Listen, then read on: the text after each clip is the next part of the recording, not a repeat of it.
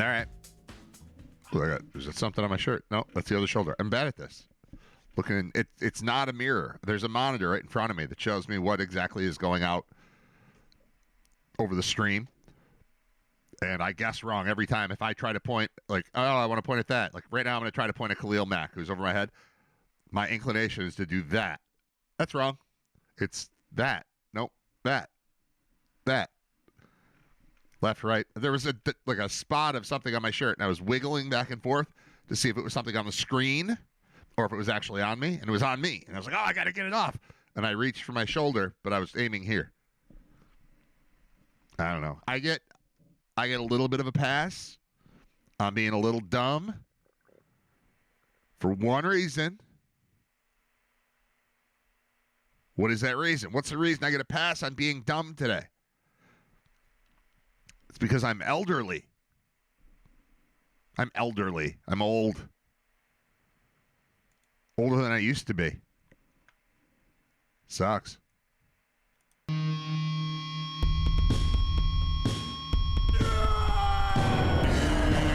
It's your birthday today. Right. It's your birthday today. Right. Rock and roll and celebrate. Celebrate, we lose control and you cut the cake. Cut that the night is yours. Destiny awaits. Oh, wait with so share toast with your closest mates. It's your birthday today. Right. It's your birthday today. Right. Grab your goodie bags. Open your gifts. Blow out your candles.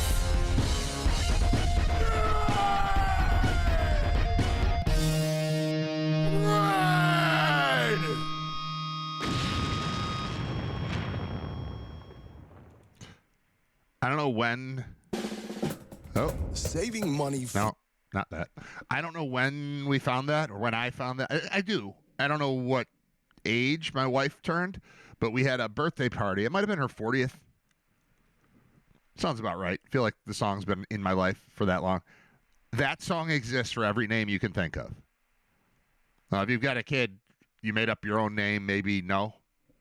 You know, you named your kid Elevator or, Dog Park or Tsunami or something. Like if you got a kid with a really, really weird made-up name, it might not exist. But if you can have a kid... I have a goddaughter named Trinity. That exists. Trinity's on there.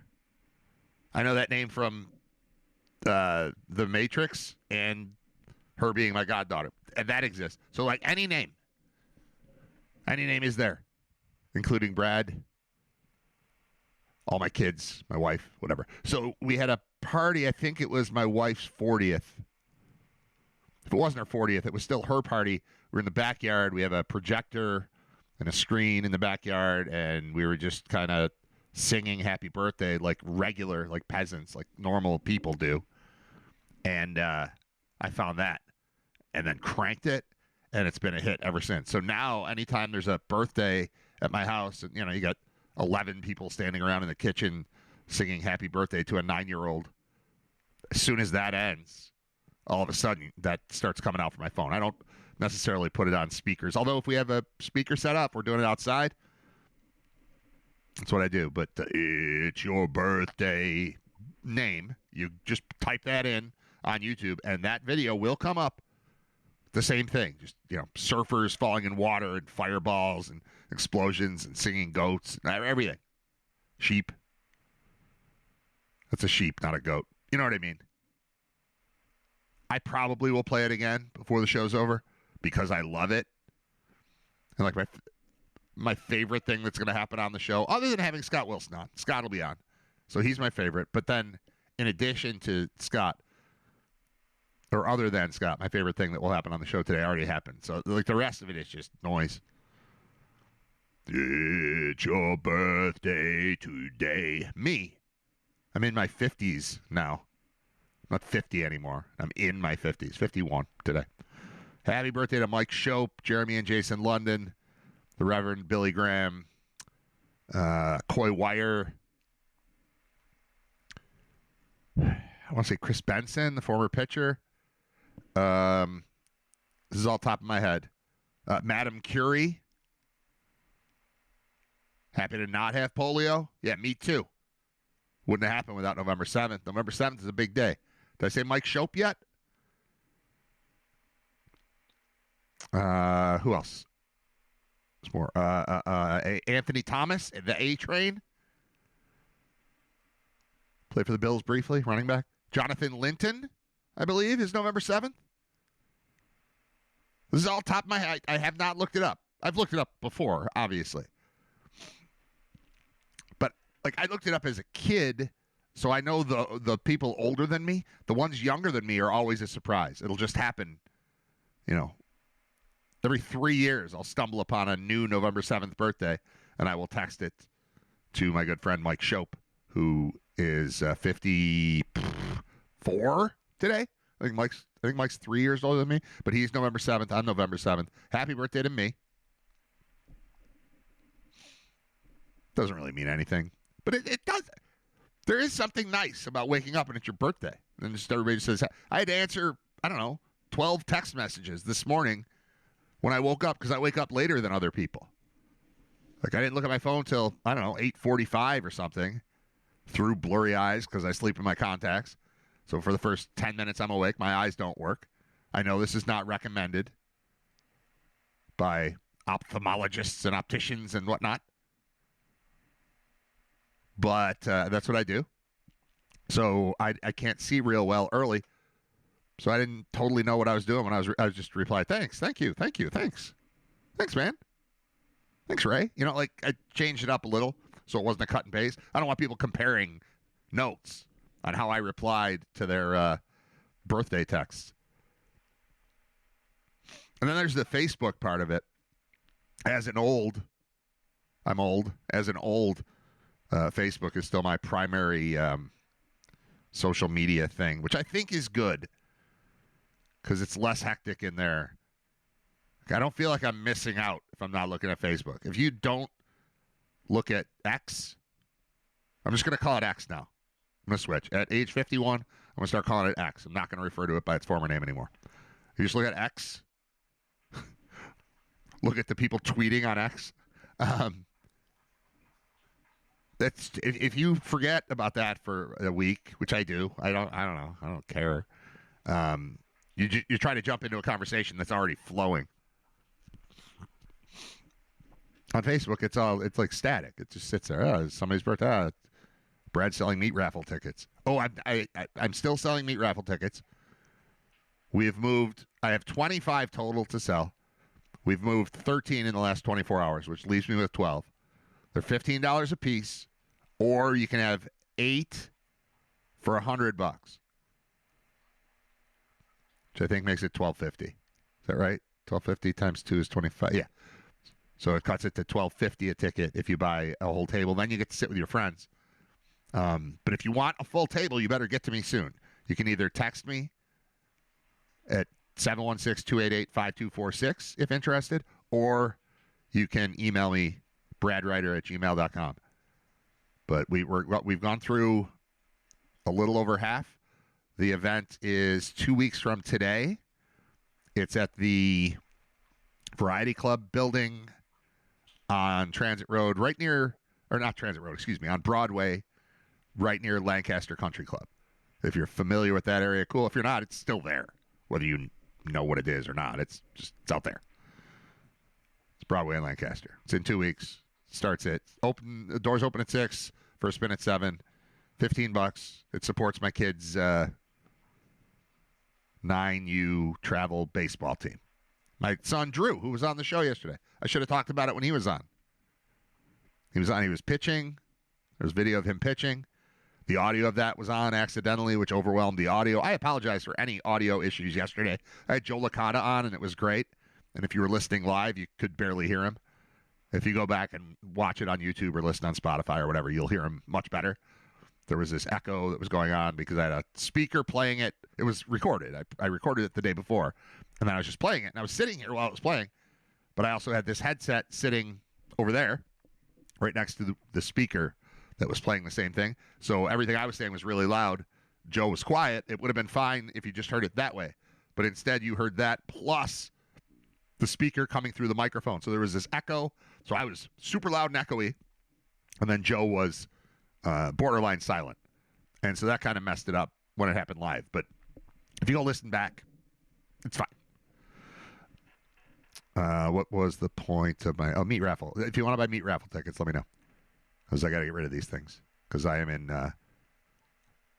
having a child, having multiple children playing travel sports turns you into a full-time salesman of things that raise money for that. We still spend $1 zillion, but then we end up spending a little bit less than $1 zillion once we sell $1 zillion things, or half $1 zillion or whatever. I don't know the exact numbers on it. I'm rounding things up and down to simplify. It's episode 205 of Writer Radio. Scott Wilson will join me. This is one of those days where I've just got 100 things up on my screen that I want to talk about for 3 minutes at a time. Each of them will turn into like 7 minutes. It's just what I do. Things I have written down. Price reduction on weight loss drugs. Nick McMillan is Malik Campbell's kid. Al Michaels bored. Scott Wilson. Dave Dombrowski video. That's it. That's all I have written down, but then I have all the stuff up on the screen. That doesn't sound like a great show. Except for the Scott Wilson part. Scott's always great. So, hello. How are you? Welcome to episode 205. It's November 7th, which is the most wonderful time of the year. Antonio Brown has been arrested for attempted murder. That one's fun. You know when OJ and his wife died? I was like, oh, my God, poor OJ. His wife was killed. And then all of a sudden, it was like, they're going to arrest OJ. We're like, oh, my God, who could have seen that coming? That was different from this. Antonio Brown was in Dubai. They had to go to Dubai to get him. And it's attempted murder. Also, this is fun. We're going to do this together. I know nothing about the story. I haven't read the story at all. I don't like how this light is hitting my face right now. Hold on. Let's change that. See if I can make this work. Now I'm in a circle. Is that better? Seems better.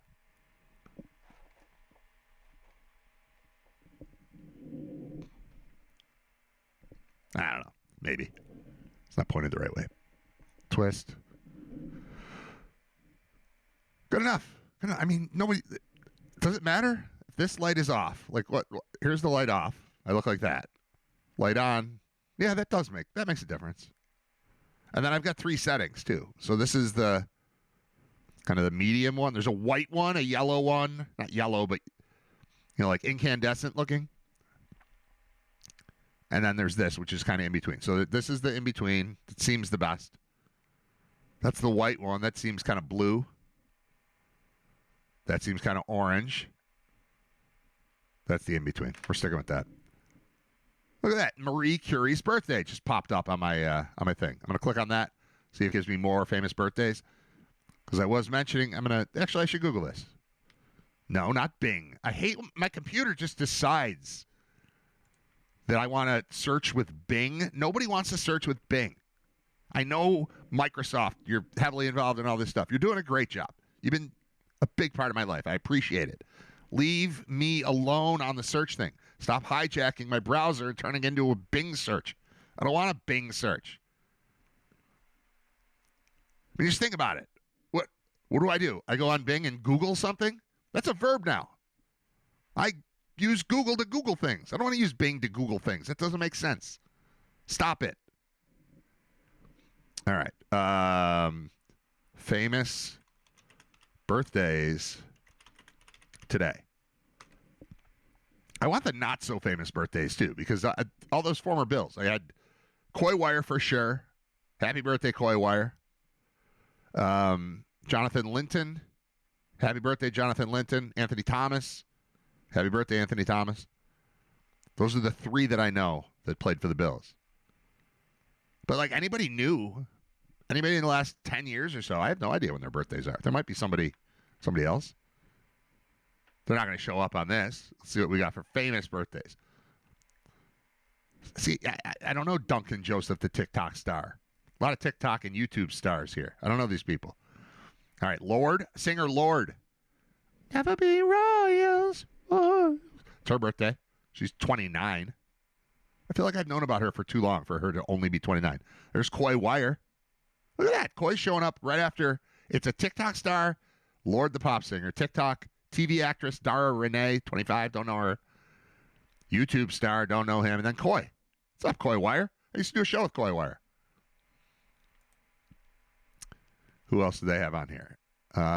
David Guetta, the DJ, is 58. Wow. There's a boxer named Gervonta Davis. Don't know him. An Instagram star, a rapper named Hong Jung. He appears to be of Asian descent based on his face, but also based on his name being Hong Jung, which is one word. That's weird. Ashley Newman. Marie Curie. Marie Curie comes in number 15. This is like based on popularity. Coy Wire is 6th after 5 online people.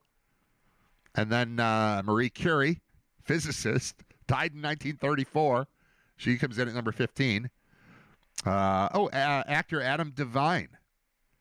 I can't tell you what show he's on. I know him. Oh, yeah. Workaholics and Righteous Gemstones, that guy. He came up recently. Somebody asked me, do you know Adam Devine? You know who Adam Devine is? And I said, yeah. Might have been when I talked to, it was somebody I know that's famous-ish. Maybe Dave Dombrowski? I don't know. Adam Devine is his birthday. Happy birthday, Adam Devine. A bunch of other people I don't know. It's James Cook's birthday, not the running back, though. He's an explorer who died in 1779. I want to say Admiral James Cook. Does that sound right? It's probably wrong. None of these people are the people that I'm talking about. Joni Mitchell. There we go. Folk singer Joni Mitchell. I forgot about her. Happy birthday, Joni Mitchell. 82 today. Happy birthday to the Reverend Billy Graham, who died in 2018. And I know there are way more. This is not the list I want. I don't want this list. I want a better list. I want a less nonsensical, less current people you may know if you're 51 type of list, as opposed to just TikTok stars and YouTube stars and pop singers from like K-pop.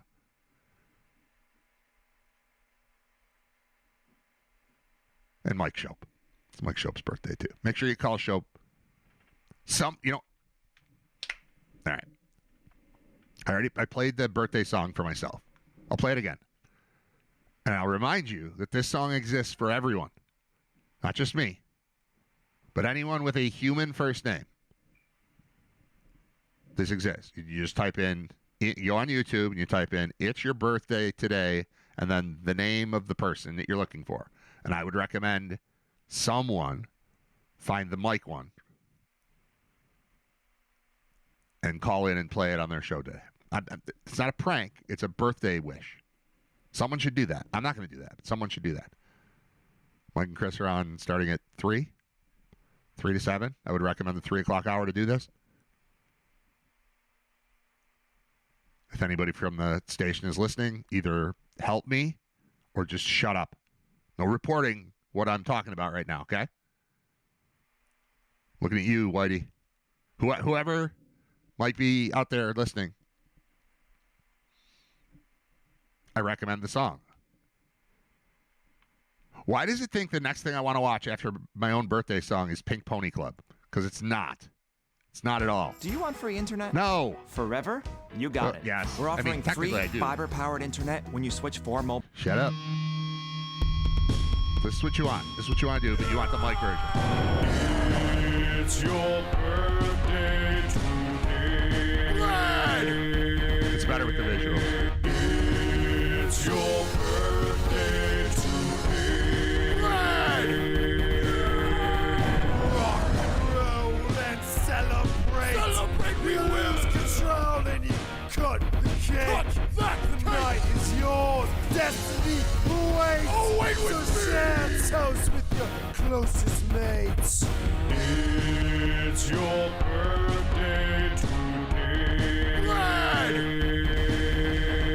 It's your birthday today. Right. Grab your goodie bags. Open your gifts. Blow out your candles.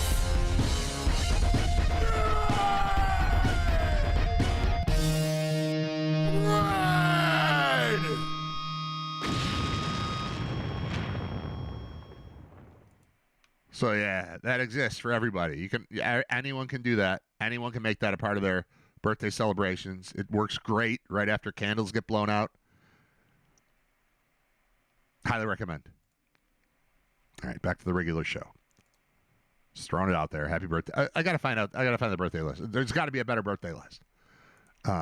That's not this graphic interpretation of crap.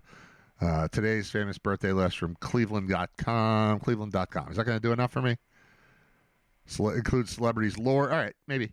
Lord. Who's this? Tommy Thayer. Who's that? I wonder if that's a Cleveland celebrity because it looks like a member of KISS. But even with the makeup, you can tell it's not an actual member of KISS. But maybe he was in KISS at some point. I don't know who Tommy Thayer is. We're going to find out. First of all, it's Friday. Second of all, we're in action, so I don't have a football game tomorrow. So this really feels like, whoa, weekend. Like, no working, no nothing. Just, there's going to be a lot of sports to attend, I'm sure. There's a basketball practice. There's multiple baseball practices. There's baseball scrimmage. That might be it. Might be like 3 things tomorrow. Only 3 events for the 3 kids. That's not bad. All right. Birthday wishes go out to Lord, Tommy Thayer, and all the other celebrities with birthdays today, like Mike Shope. Check out our slideshow. Famous people turning a year older. All right. Joni Mitchell. Yes. Christopher Knight. Who's Christopher Knight? That's one of the Bradys, isn't it? Christopher Knight is Peter Brady? All right, it's Peter Brady's birthday. I like that. Okay. He's 68. What the hell? Tommy Thayer. I need to find out who that is. Rocker Tommy Thayer. I don't see any details. All right. Adam Devine. We already got him. More celebrities. Dakin Matthews. I don't know who that is. He was on Gilmore Girls and King of Queens. He's 85. These numbers just keep going up. Every time I look at this, the numbers go up on all these same people. Guitarist Greg Tribbett from Mudvayne is 57. Actor Christopher Daniel Barnes. Don't know that guy. Jason London, I mentioned. Jeremy London. They're twins. One is Party of Five / Mallrats guy. Other is Randall Pink Floyd and not a bunch else guy. They were cool. I think they're 1 year older than me. Dana Plato, she's been dead forever. But that's the Kimberly Drummond from Different Strokes. Happy birthday to her. In the grave. Her in the ground. Happy birthday. There's still a better list than this. There's a better list. I used to get the info on whose birthday it was from the horoscope in the paper. Would always show that. And I remember Billy Graham, Madame Curie, Joni Mitchell now. I forgot about her, but her. Then I learned about the Londons. Then there's a lot of November 7th, man. Nobody great, though. kind of lame. There's a lot of us, but I would guess there's a lot on any day. Yeah, I'm going to celebrate my own birthday. Whatever. I'm here by myself. What am I supposed to do? Wait for you people to show up? You're not coming. So I'm celebrating on my own. Hell yeah. Scott Wilson coming up in about half an hour. Let's do this Antonio Brown's an attempted murderer story real quick, because I don't know details. I just know headline. Ex-NFL wide receiver Antonio Brown arrested in Dubai on attempted murder charge in Miami shooting. Those are 2 places I don't ever want to go. Dubai and Miami. Although I am going to Miami. I'm scheduled to go to Miami twice. I've never been there. But we're playing, UB is playing there next year, I believe, at Florida Atlantic. No, we did Florida. I did that one. Florida International, FIU, is in Miami. I think that's where we're going next year. And then the Bulls play at the Miami Hurricanes in, I think, 2030. So if I'm still alive and employed by the company that employs me to work UB games, in 5 years, that'll be my second trip to Miami. 51, never been to Miami. But I've got plans to go twice, even though I hate that state. But generally speaking, places I feel like I might wind up either murdered or attempted murdered or charged with attempted murder. Miami is right on the list of places I think I shouldn't go. Dubai, even higher on the list. So Antonio Brown was arrested in Dubai on an attempted murder charge stemming from a shooting after a celebrity boxing event in Miami. He was taken into custody by U.S. Marshals in Dubai, flown to Essex County, New Jersey, where he's being held pending extradition to Miami, says Miami police spokesman Mike Vega. It seems weird to me that you can just go grab him from Dubai, but you need official extradition rights to get him from Jersey to Miami. I would think just fly him to Florida from Dubai, although maybe they just don't do that. International flights, does every flight from Dubai go through New York, New Jersey? Probably. Maybe. I don't know. It was unclear why Brown was taken to New Jersey first or how long he had been in Dubai, although he's posted several times on social media over the past few months from there. According to an arrest warrant detailing the May 16th shooting, Brown is accused of grabbing a handgun from a security staffer after the boxing match and firing 2 shots at a man he had gotten into a fistfight with earlier. The victim told investigators one of the bullets grazed his neck. So that's all that happened. Just one little bullet just grazed the neck. And suddenly we've got to bring back poor little Antonio Brown. Remember the Bills traded for Antonio Brown for like 12 hours? And then it was like, no, he's not coming. Never mind. Sorry. Didn't mean that. That was weird, right? That was a weird day when we woke up and the Bills had acquired Antonio Brown, and he woke up and the Bills had acquired him, and then he was just like, not that. No, I'm not doing that. Well, look where it got him. It was unclear from court documents whether or not he has an attorney. It was also not immediately known when he might be returned to Miami. Second-degree attempted murder charge carries a maximum 15-year prison sentence and up to a $10,000 fine in event of a conviction. Spent 12 years in the NFL. Last played in 2021 for Tampa. Spent most of his career with Pittsburgh. Look at his stats. That's really not necessary. Just talking about attempted murder here. He's dealt with several legal problems over the years. Previously had been accused of battery of a moving truck driver. That doesn't sound like an official crime. That sounds like extra details mixed in there. What are you in for? Oh, just one of those battery of a moving truck driver offenses. That's what most of us are here for. Battery of a moving truck driver. Come on in, Antonio. Several domestic violence charges, failure to pay child support, and other incidents. During a game in 2021, Tampa against the Jets, he took off his jersey, shoulder pads, and gloves and ran off the field, leading to his release by the Bucs and effectively ending his football career. And that's the end of the story. That's what we know about it. So Antonio Brown, who's like, I don't feel comfortable just referring to somebody as crazy. I feel pretty comfortable saying that dude's nuts. So former NFL and Central Michigan. Maybe we can work this into the pregame show. Antonio Brown, I believe the final year of his college football career was 2008, which is the first year that I did UB football. And the first, or one of the first trips I went on was to Central Michigan. And he was on that team. And then when he came into the NFL, I knew who he was before everybody else.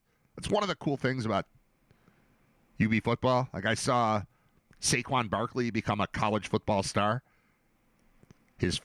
Probably his first carry was in a game against UB down at Penn State. And we went into the game thinking, all right, if the Bulls have a chance to beat Penn State, they're going to have to stop Akeel Lynch, who's a local product, Lockport or Northtown's for sure, like Niagara County. Lockport, maybe Star Point. I think he's Lockport. But Akeel Lynch was the starting running back, and the Bulls did a great job against him. And then they replaced him with this freshman who jumped right over one of our defensive backs on his way to a touchdown and was like, oh, no. Now what? And you might remember it. You might not remember it, but you would remember if it went the other way. Penn State ended up beating the Bulls on that day. If the Bulls beat Penn State, you probably would remember it. It would be a thing. We'd celebrate it annually. But that didn't happen because Barkley was there. Todd Gurley, the first time Todd Gurley ever touched a football in the college game. He was a true freshman kick returner for Georgia. And the Bulls played at Georgia. Kickoff. And 100-yard touchdown from Todd Gurley. Like, let's watch out for this guy. Like, that kind of stuff comes up. So I knew who Antonio Brown was before you did. And now we've all forgotten about him until he shows up as an attempted murder suspect, extradited from Dubai to New Jersey for some reason. They got to get him back to Miami where it happened. I bet nothing comes of this, but he's nuts. He'll attempt it again. I don't know him. I'm just guessing. But I'm feeling like I can say whatever I want now that I'm elderly. I think 51 is elderly. This is not middle age. Middle age implies I'll be 102 years old 51 years from now. That is not going to happen. No chance. So this isn't middle age. This is, I'm in my latter stages. I'm running out the clock here. I'm done. It's over. It's pretty much over. 51. Just done. So we'll do this show until it's, officially over. But 51 is pretty old, man. Stinks. I played a bunch of Radiohead at the beginning of this because Radiohead's on tour for the first time in 7 years. 7? I think they last played in 2018. I looked this up yesterday, and I already don't remember because I'm elderly. I'll start using that word a lot. They played again last night. They played on actually, it was the 4th and the 5th. And maybe the 6th. They might be 3 shows in. I know that yesterday when I looked it up, they played an entirely different set list. They haven't played a show in 7 years. They played this ridiculous 25-song thing. The first show in Madrid. They're doing 4 nights in Madrid. I don't know if they're consecutive, but it was definitely the 4th and the 5th. And then maybe they played last night too. But I'm hooked on Radiohead right now. Last week it was the Cars. Right now it's Radiohead, so you're just going to get a lot of Radiohead on the show mixed in during the breaks. What else? I'm going to take a break. Maybe play Radiohead. No, I'm not going to play Radiohead. I'm going to play something else because I already played 3 Radiohead songs. Might go back to the Cars. Doing something. Scott Wilson's going to join me about 20 minutes from now. Big Daddy Kane? Yeah. We'll be right back. Writer Radio, episode 205. Happy birthday to me. Want to play a song? Volume's off on that. Let's use this one. So I, within the last 3 minutes, became aware that there was no audio whatsoever on the YouTube feed for the first almost hour of the show, which sucks. In large part because I'm disappointing you as people, but also because that's just extra work I have to do because the Mixler feed was fine. So the audio is fine. I had something muted on the YouTube feed. So I've just been talking and getting multiple texts, but I didn't look at my phone because I'm busy doing a show. I got to turn the screen back on. Boom, there I am. So now the editing thing that I've been complaining about repeatedly taking up my whole life. Like I do the show, but now that I'm doing video, I have to edit it. So now to make the video work, I'm going to have to sync it with the audio track. And my computer's not going to like that. And that's what the rest of my day is going to be. So I apologize to you about the audio on the YouTube thing for the first hour of the show. I apologize to myself for what it's going to do to the rest of my day, because that sucks. Ugh. Oh, well. All right. 6 different things I could do here between now and I'm going to end up probably playing a song to talk to Scott or to call Scott. Or Scott, if you're listening, you could just call. Then I don't have to play a song. Scott's probably listening, right? All right. Hook up the phone.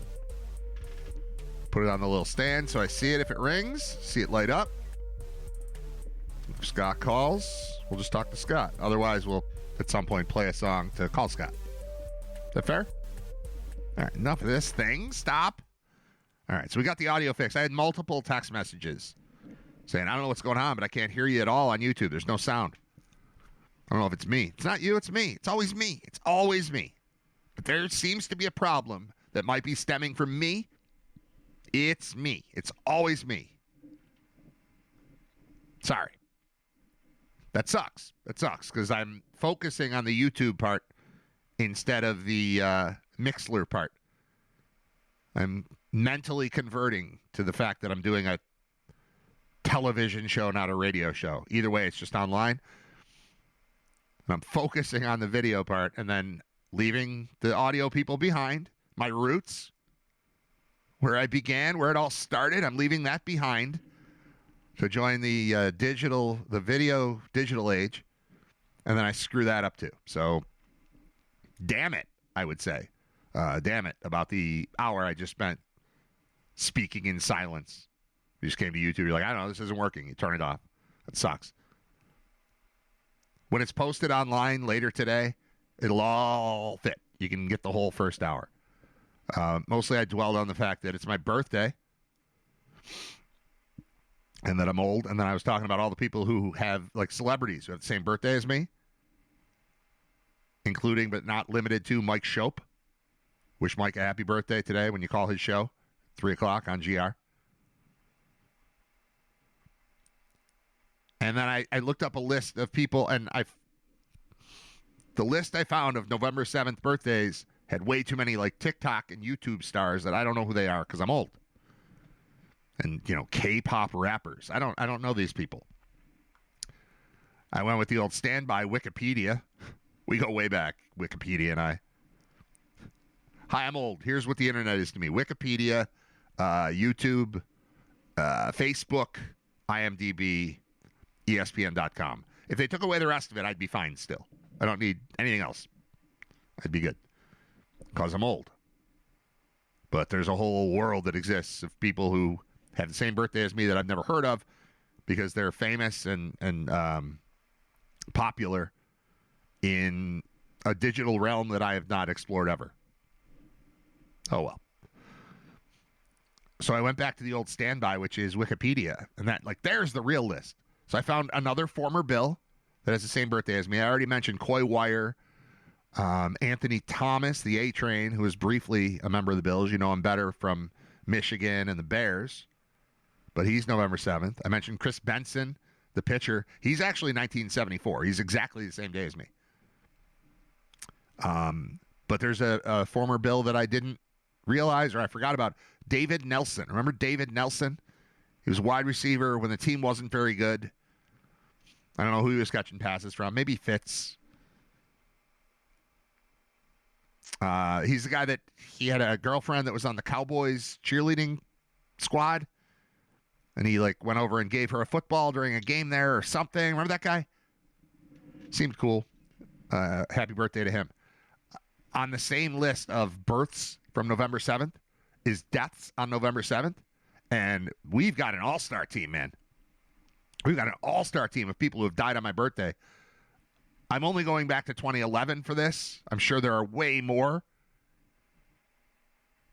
Well, if I go back to 2003, there's someone named Fufu Lamar, who's a British drag queen and nightclub owner, born in 1937. Imagine being born in 1937 and feeling the need to be a drag queen named Fufu in England. It's a tough life. Dead in 03.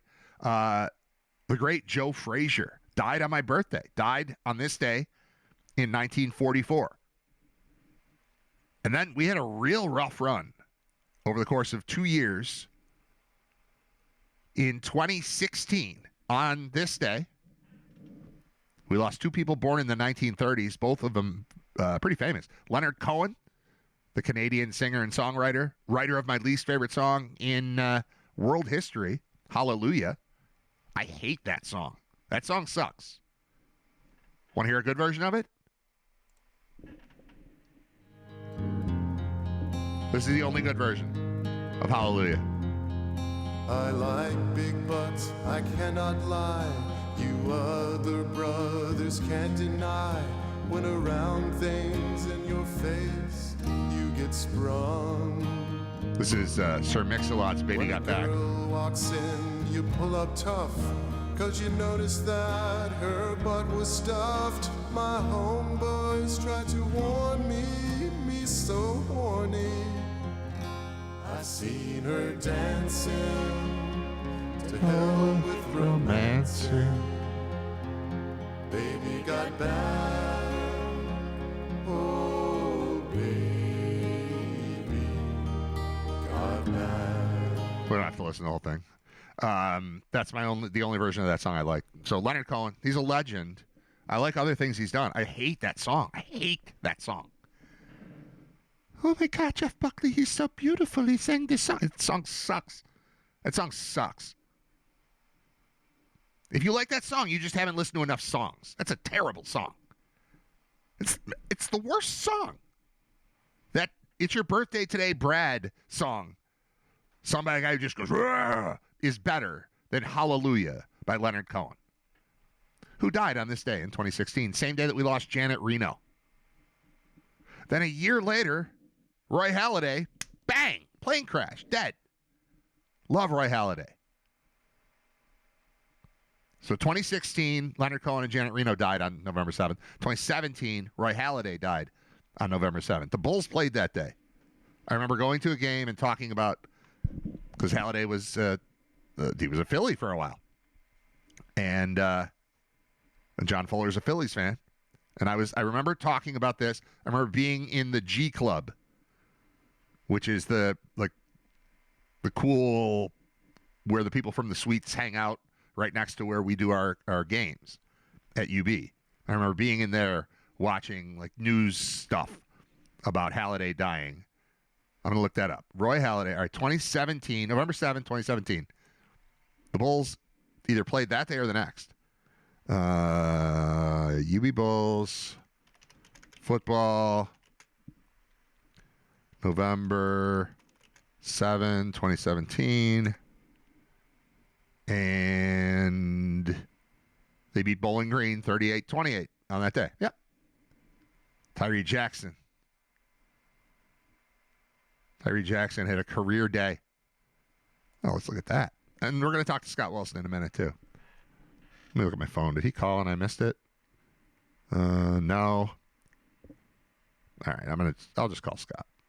Do I have to play a song to call Scott? I don't think I do. I'm going to read about this thing. I'll just play the Baby Got Back song again for a second. Hold on. And then I'll call Scott. I like big butts, I cannot lie. You other brothers can't deny. When around things in your face, you get sprung. When a girl walks in, you pull up tough, 'cause you notice that her butt was stuffed. My homeboys tried to warn me so horny. Hello. Hi, you're live on the radio thing. It's not. Hey. It's not the radio, but we're listening to "Baby Got Back" to the tune of "Hallelujah." Baby got back. Classic. Can you tell a story about the song "Hallelujah"? I was just explaining how much I hate that song, and you may have already told this story on the show before, but can you do that for me on my birthday? Sure. Thanks. Yeah. You want this as your birthday gift? Yeah. Okay. I was just going to text you nudes, but I guess I'll do this instead. You can do both. Yeah. So you do hate this song. I hate can it. verify that. Yeah, I hate it. Yeah, you hate it. Hate it with a red hot passion. Mhm. it's come up a couple of times before the incident that I think that you're referring to, where you just said you didn't like the song. No, tell the whole story. Tell all the stories. That's fine. Well, I mean, anytime that it's on, you've said this song sucks. It does suck. So, the main time was it was a weekday Maction game. We were playing Ball State. So you have to remember, this is a Tuesday or Wednesday night now that we are going out in a bar in the non-college side of Muncie, Indiana. All right, let me real quick explain how football, how Maction works. For example, this coming week, we will be going to Central Michigan. So the game will be in Mount Pleasant. We'll probably stay in like Clare, which is one town over, just a, very sleepy town in the middle of Michigan, the central part of Michigan. And the game will be played Wednesday at 7. We'll probably get to our hotel Tuesday at like 4. And then we've got nothing to do until Wednesday at 4 when we get on a bus to go to the game. So we've just got a day to kill in a random town. In your story here, we're in Muncie, Indiana. Yeah, which is, Yeah,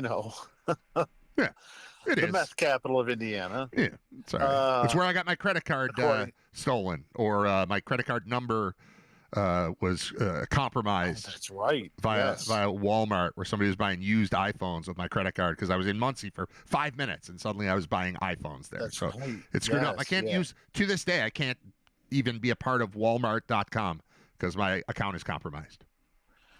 And not to be confused with the time that you just opened a tab and then left your credit card at the bar in Coastal Carolina. Oh yeah, was that Myrtle Beach? There's a brand new card that I had gotten like 3 days earlier, and I had to cancel and get another one.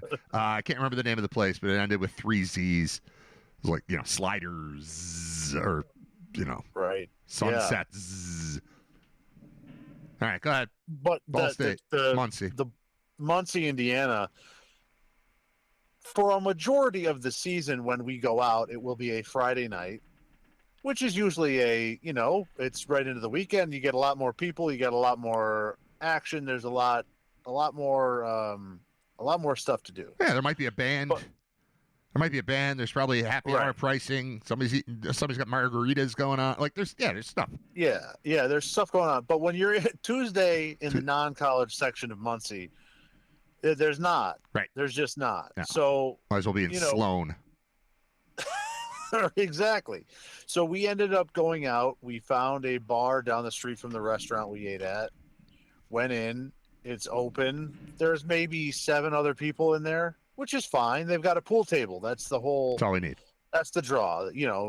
After dinner, we normally look for like a pool table, shuffleboard, darts, that type of thing where we can, where there's a bar, we can have a couple of drinks. There's a game on. We can, have a little friendly competition type of thing. Yep. So we go in there and we get drinks, and come to find out, it's like I don't want to say an open mic night. I think it was. I think it probably was.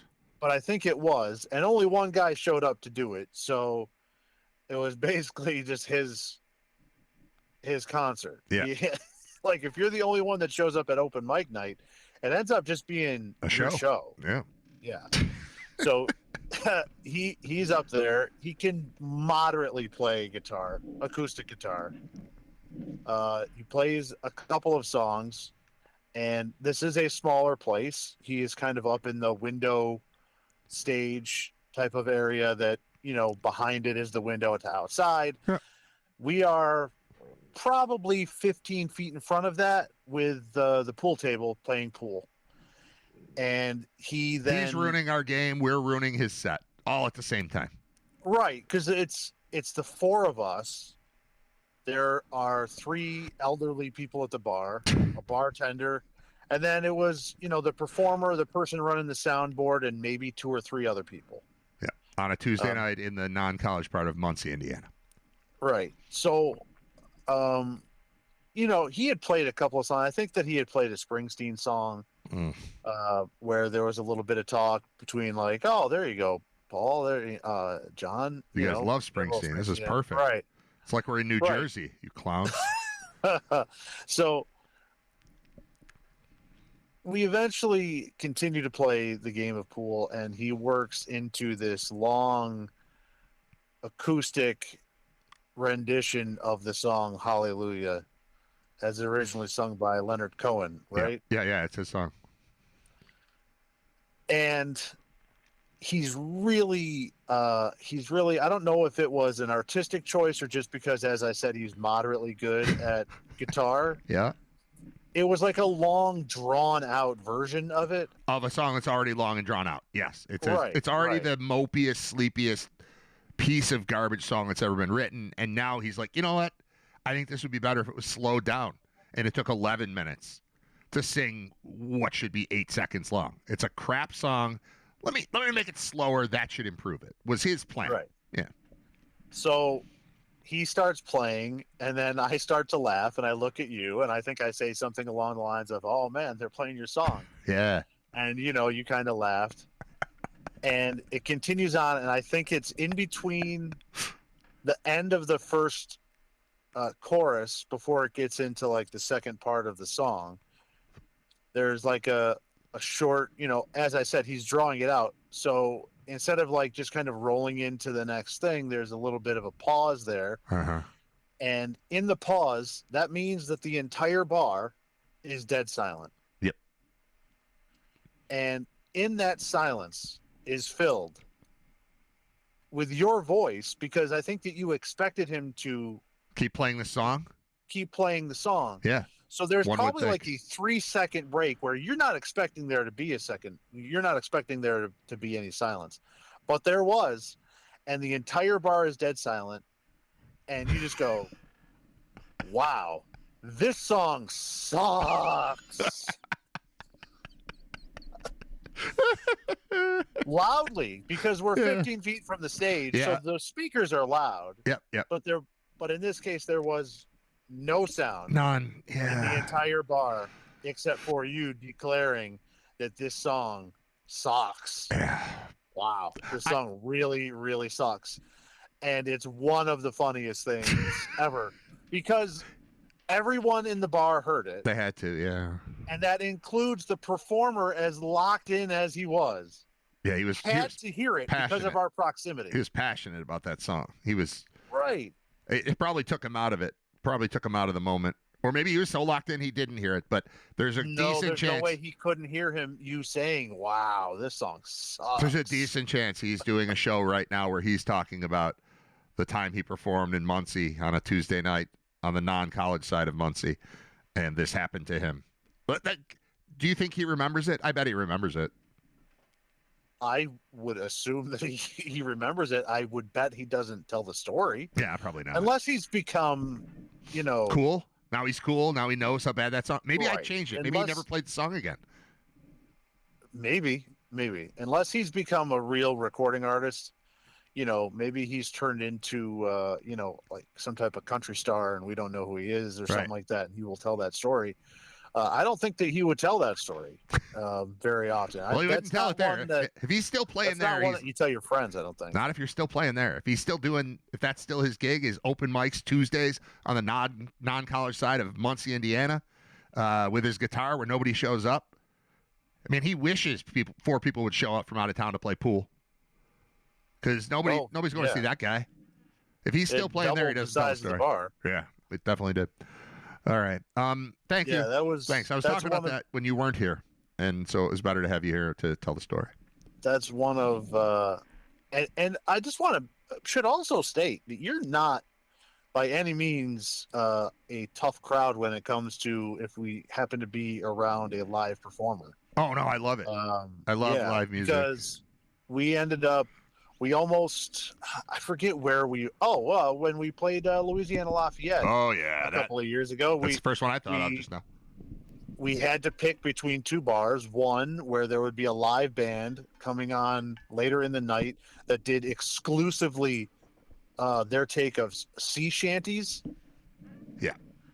And we decided, no, let's go down the street to the bowling alley, and they've got a band down there called Bag of Donuts. And turns out Bag of Donuts is a great band, and it's like a local legendary band, cover band down there. They're in and the they're great. Louisiana Music Hall of Fame, as it turns out. Right. And I was actually disappointed because I didn't really care where we went. I just wanted to get a drink. Yeah. And when I paid my money, I actually asked the person at the door, I said, "So do we get the donuts?" Oh, you thought you got a bag of donuts? Yeah, I thought that it was like it's bag of donuts night. Yeah, we're going to Here, charge have you a bag of $15. donuts. We're going to charge you $15 to get into a bar, which we don't do. I mean, I think in 15 years of Yeah, no, we don't covering do this cover team, charges. I think I've paid $15 total in cover charges, and it was that night where the guy at the door was like, "No, you're going to want to see this." I'm like, all right, fine. And then we did. I mean, it's totally worth the $15. We've been talking about them for 5 years now, 4 years, whatever it's been. Yeah, no, they were great. They were great. So you're not, and if you remember, you made a very strong connection with the DJ slash guitar playing performer at the bar there in Myrtle Beach in Coastal Carolina before you lost your card. Yeah. Okay, I remember the bar. The bar's name was Riptides with a Z, with several Z's. Riptides. Riptides. I had to call them looking for my card. They're like, yeah, we got it. That's Like, can you mail it to me? They're like, no, not allowed to mail a card, which I guess makes sense.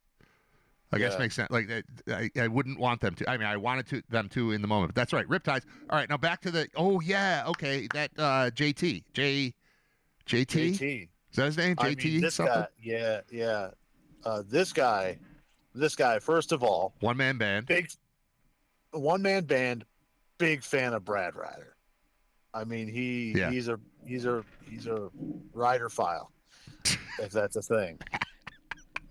he was a big fan of you, and there were moments where we were sitting at a table getting our food, and he was across the restaurant, not too far, but he was up by the bar. I don't know, about what, 20, 25 feet, 20 feet, Sure. something like that. Yeah.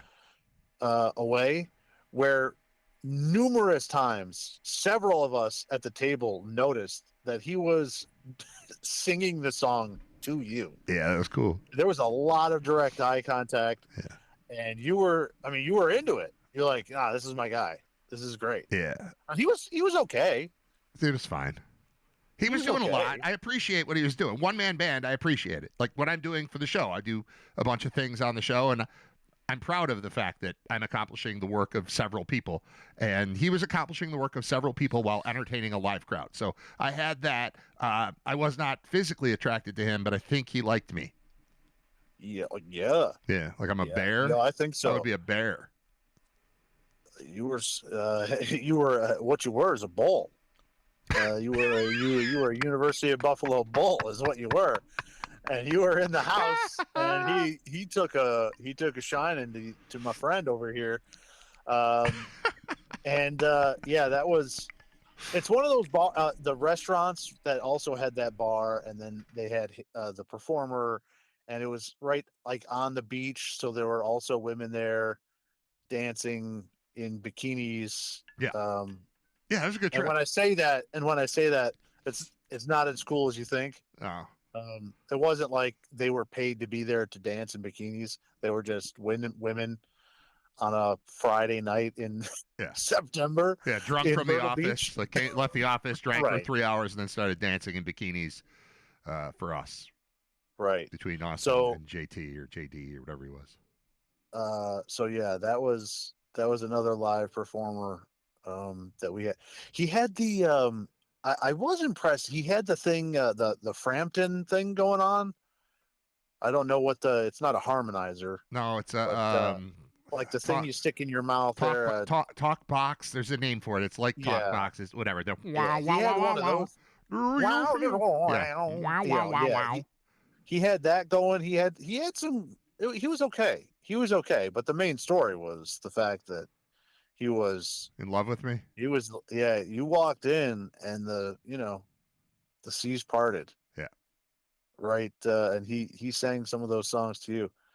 So that was another. And then you lost your credit card. Probably him. It was probably him. No, it wasn't. Different place. I just want to let people know that if you're watching on YouTube right now, what you're seeing, despite hearing Scott and I talk, is just a live performance from Bag of Donuts. So if you'll just see these people. They're all dressed. They're in costume. We're not listening to the music. We're just watching it. Do you want to hear the music for a second, Scott? See if you see what kind of reaction we get. I would assume that you put on Fireball. I did. Yeah. It's Fireball from 2021. I have to unmute it. All right, hang on.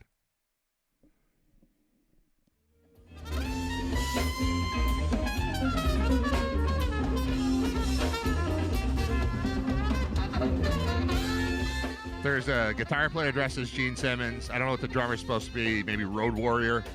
Not sure what the sax player's up to. The trumpet guy's in like a mariachi suit. The lead singer is dressed as the Ultimate Warrior. And then they sound like this, playing Fireball.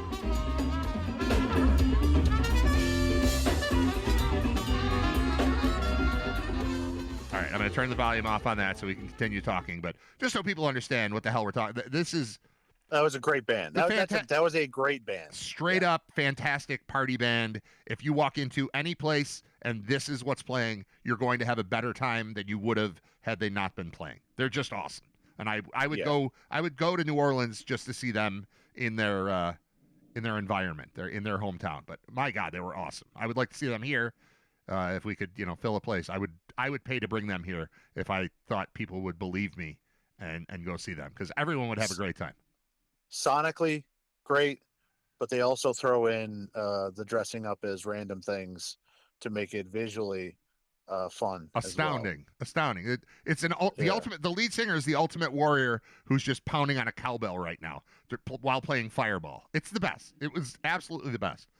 All right. I don't remember where we were in the conversation when I interrupted it to turn up Bag of Donuts, but here we are. Well, we weren't really anywhere, I don't think. Can I say something about briefly mention football? Yeah, please. You take in any of that game last night? Yep. Broncos and Raiders? I didn't turn it on until the third quarter. But my takeaway was that Al Michaels, when they first started doing games on Prime, people are like, Al Michaels sounds like he's pissed that he's on Prime. And I don't think he did. I think he was just kind of warming up with Herb Street, because Herb Street was new to NFL football, and he's thought of as a college guy, and he's excellent. I think we agree that he's excellent at what he does, but him doing NFL is like, I don't know, man. I like you in the college lane. And so he was warming up to that, and they were getting terrible games. Once, like, the Bills have played Thursday night games that have been decent, and Michaels and Herb Street have been excellent. And last night sounded like the first game they'd ever done where they're like, why are we on, what's Prime? How does my mom watch this? Not Michaels, because his mom would be 150, but like, how does Herb Street tell his wife to watch the game he's doing when it's on Prime? And it felt like he's lost. Like, I don't know what I'm doing. I'm on the internet. I don't know what this is. Last night felt like that. It was 7-7 late third quarter, and it felt like Al Michaels was in, like, you guys know I did the Miracle on Ice, right? Like, why am I here? Why am I in Denver right now calling a 7-7 game, Geno Smith and Bo Nix, like, punching each other in the face for 3 hours? What am I doing here? So that's the impression I got, was that for the first time in a while, when I tune in on a Thursday night, that they seem pissed, or Al at least seemed pissed to be there. Yeah, and I think this has been his best year on Prime. I think he seems more laid back and relaxed, and more like himself than he has since he's gotten over there. But I will agree with that. And to go along with your Herb Street take, I think the one thing that we've learned, or that I've learned from Herb Street, is it feels very much like Herb Street's very good at dealing with old people. Hanging out with Corso for years. Yeah, he got Corso over the finish line. Yeah. And I think that single-handedly, I think he deserves quite a bit of credit for the last 5 years, what happened with Corso. I think if Herb Street wasn't there to almost demand that Lee be a part of it and help him, I think ESPN would have just cut him loose It's a great and point. said, forget about it. And there are moments where I get certainly not the same level, but I get the same vibe from him when Al starts to kind of wax poetic a little bit about some of the older stuff. I get very much the same feeling of, oh yeah, oh that's great, Grandpa, thank you.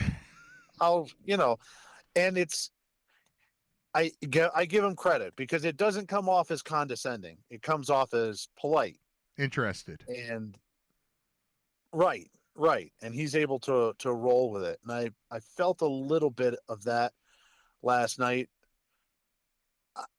In their defense, yesterday, it was the first Thursday night game in a while that I've seen where I was like, ooh, this feels like prime Thursday night Jacksonville, Tennessee Titans Yeah. garbage It was horrible. that we've seen for a while. They've had better games for the last, I think, until this week. And for the most part last season as well. They've had better games on Thursday nights. And boy, last night, while close and one that you can get to the end and be like, well, the end is still in doubt, was a very poorly played game. Bo Nix looked terrible. Yeah, he was horrible. I mean, he was terrible. I think that that game. that sequence where the punt gets blocked, it's first and goal at like the 6 or 7, and that turns into a field goal. Like, it seemed like, all right, now we've got a moment. We got a blocked punt. Denver's got the ball. Here they come, and they don't even score a touchdown there. And I think that a part of Al Michaels died right in that, because we were already texting. There's like a UB group text thing with John Fuller, you, me, and Paul. And Fuller said something about, anybody watching this? And I was like, yeah, Al Michaels wishes it was 1980. And then this moment happened. I was like, all right, here he comes. Here they come. Al Michaels is great. And if the moment requires him, if the moment allows him to be great, he will. And it seemed like, all right, now we're going to have something here. And then that even turned into nothing. And then I think everybody just fell asleep, like on the broadcast, on the working the cameras, running the board there. And then everybody watching it, like, it was like, okay, here it comes. And then it was, nope, still not even that. Even with a block punt and first and goal at the 6, we're still not going in the end zone. And I feel like that is where that was the end for everyone. Yeah, everybody had enough at that point. And I think, Bo Nix, 3 and outs. Last night's game, while a short week, and I know that they're going to be able to get healthy here because the way their schedule kind of unfolds, they've got a longer week leading into the next game next Sunday because they played Thursday. And then they play that game, and then they have another bye week. So they've got a lot of room here to get health-wise in a better spot. Last night's game is one of those situations where you look at the girl and say, ooh, maybe you are ugly. I don't know. I thought this was going good, but now that I look again, my friend saying that you're ugly, I'm starting to see it. But technically you're an 8 out of 10, right? I mean, the Broncos sit at 8-2, so they're technically an 8. But they look like about a 3.5. Yeah. Defense is real good. Yeah, it's fine. They can sack the quarterback. They can sack Geno Smith. Like, I don't know. I don't know what positive do you take out of barely beating the Raiders in that game? And then you look at the standings. They're 8-2. That's the thing. It's just I just think about what the Bills are, and that's an 8-2 team. It's like I don't know. The Bills are going to be 8-2 probably eventually. Play 2 more games, they'll probably be 8-2. But that's ugly 8-2, man. Ugly. They're 8-2, and last night's game is the type where you go back and you look at their schedule at who they played and what actually had to happen for them to get the wins. And you start seeing like last-second field goals. You start seeing 33 points in the fourth quarter against the Giants to win by 1. You start seeing all these games. Thanks to the Giants not having a kicker, even in that. Right. That's right. Their kicker, by the way, Graham Gano, injured again. Yeah. So we'll just throw that out there. But, they've had a lot of those very narrow, fluky wins against bad teams. And I wouldn't have paid attention to that if I didn't see Bo Nix go 3 and out, with the exception of 2 drives in that game. Yeah. Like, he was terrible. But it blended that would have in. been a 7-7 tie had there not been that block punt. Well, it Am I wrong blended. about that? No, of course Yeah. it would have been. Like, no one was going anywhere. The reason the Bo Nix struggles didn't stand out is that the Raiders went 7 consecutive 3 and outs. Like, they didn't get a first down from, I think it was the end of the first quarter until late in the third quarter. They didn't get a first down. And that was, and the Broncos didn't get their first down until midway through the second quarter. yeah. So it was just the whole game was like that. Yeah. It was just garbage. Right. So Straight up garbage. so what does that mean about the NFL and the AFC playoff picture? Because I keep looking at the standings, and it's frustrating to not see the Bills at the top of the East. And that can happen. It's just 1 win, 1 Patriots loss. It'll be fine. Plus, they're going to play each other. Just beat the Patriots in Foxborough. We fix the standings. But as I'm looking, and you're looking up at an 8-2 Broncos team, I have no respect for that 8-2 Broncos team. No. They can't have the bye. But I also look at the AFC West standings. The Chiefs are 5-4 and in third place. Like, great. Let the Broncos win 1,000. I would sacrifice. Of course, I want the Bills to have the 1 seed, but I would take Broncos are the 1 seed, Bills are the 2, Chiefs are out of the playoffs. That's better to me than having a bye. Get them out, and they're a good team. They're a better team than the Broncos. They're 5-4. The Broncos are 8-2. They're better. But if the standings say you can't go to the playoffs, they just say that, and then you're not invited. And then this demon that hangs over the Bills is vanquished. And that's cool. And the Ravens stink this year so far, although they're, Lamar's back and they're going to charge. Maybe they'll make the playoffs, but there's a decent chance one of those 2 teams is out, like a really good chance. I mean, right now they'd both be out. There's a decent chance that one of them doesn't make the playoffs, and I would sacrifice the dream of the bye and being the 1 seed for the Bills, which is, that's the perfect scenario, to just keep the Chiefs out. So part of me just says keep cruising, Broncos, and keep going, Chargers, because I don't mind you being in either. Keep the Chiefs away from me. Is that a reasonable way to look at this, or am I nuts? Yeah, I mean, as far as playing the Broncos, it feels very much like if you don't turn the ball over to them, then you're going to be in a real good position. They've got a good defense that can get after the quarterback. But if you don't turn the ball over to them and give Bo Nix easy short yardage field position, then, if you're an upper echelon team in the playoffs, I think that you're probably going to be okay. To me, when I'm looking at, I don't want to say new teams, but I'll put, quote unquote, new teams that we're talking about here, I am much more concerned about playing the Colts than I am about the Broncos. Because that's the O-line. I think that, that's an entirely different animal there in the Colts. And I know that the Broncos have a better defense, but from a Bills perspective, I would, if I can avoid a team that can run it like the Colts, I have to, because that's a big problem. I guess you would take that trade, like you said, if the Chiefs and the Ravens don't make the playoffs, the amount of pressure on Josh Allen and the Bills to make the Super Bowl will be enormous. Yeah. That's not going to happen. I think that they're probably both going to make the playoffs. Really? But right. I mean, are you 5-4, concerned about the Steelers? No, but 3-5 Ravens. Right. That seems like a long road. 5-4 Chiefs. I mean, they've got some ground to make up, but they're a better team than the 2 teams that are ahead of them in their division. So, I think they probably get there. Ravens at 3-5. Chargers have no offensive line out there. That's a concern. Are they going to be able to hold up and be able to run the ball like they want to with our ball, and then be able to hold up so that Herbert can pass the ball down the field? We'll see. I mean, there's only so many injuries you can take before it starts becoming a serious issue. Yeah. And I also at this stage, I really can't take a team seriously if you lost to the Giants. So that sucks as a Giants fan to say, but they lost to the Giants. Sorry. Like, I'm not, if I'm a Bills fan, I'm not that concerned about what they're rolling out there. But as far as the Ravens are concerned, the Browns are dead.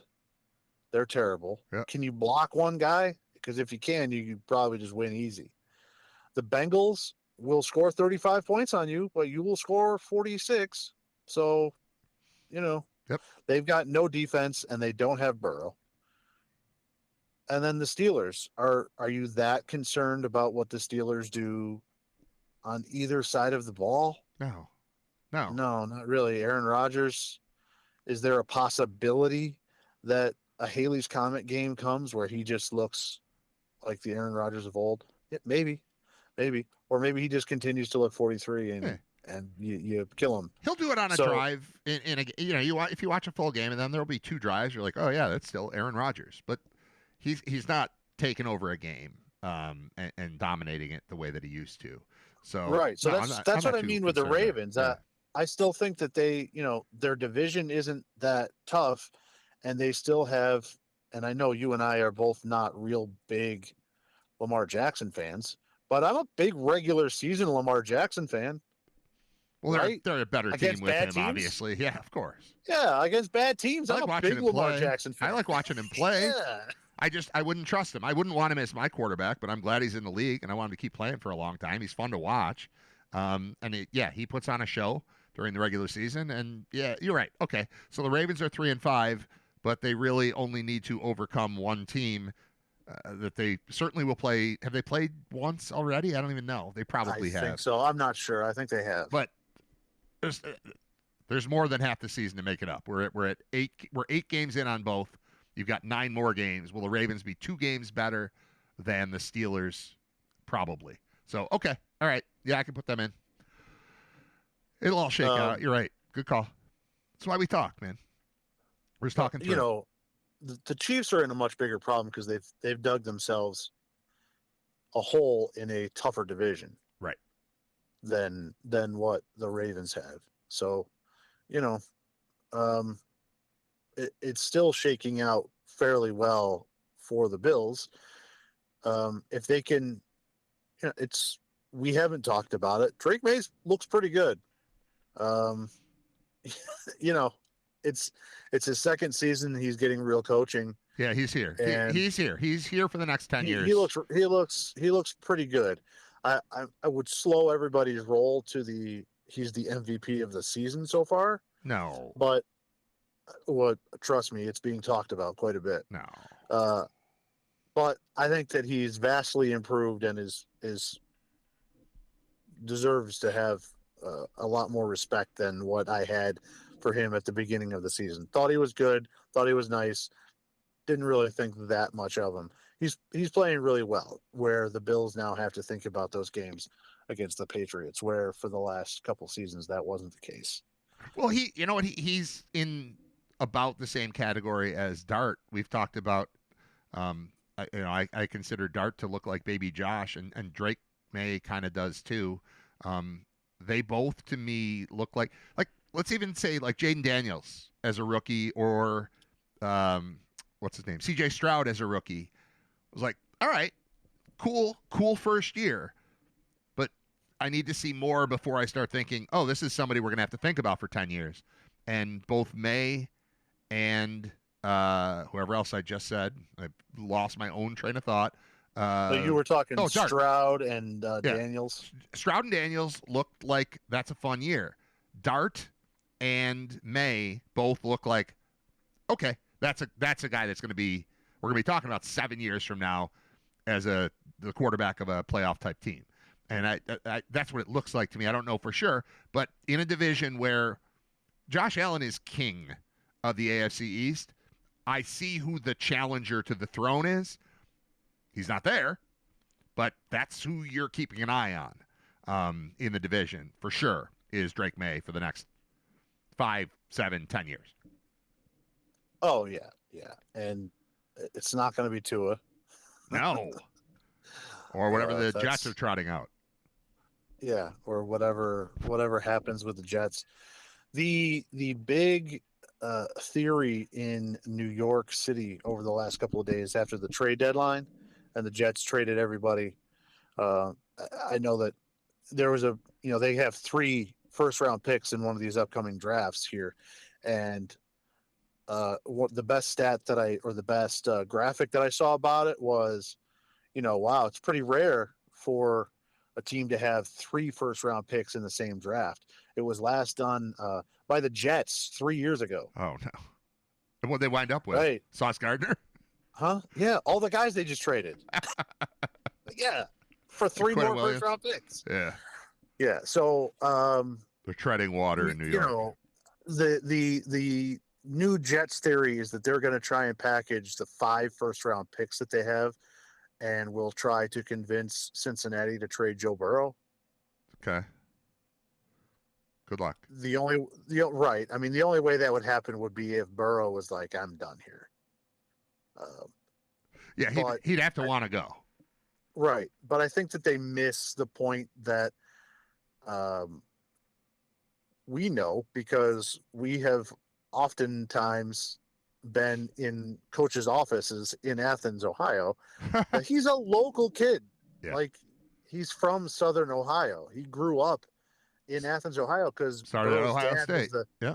Right. Well, his dad was the defensive coordinator for the Ohio Bobcats in the MAC. Yeah. And was there for 13, 14 seasons before he retired. He retired specifically to go watch Joe play at LSU. Good decision, by the way. Yeah, it was a good year. My gosh.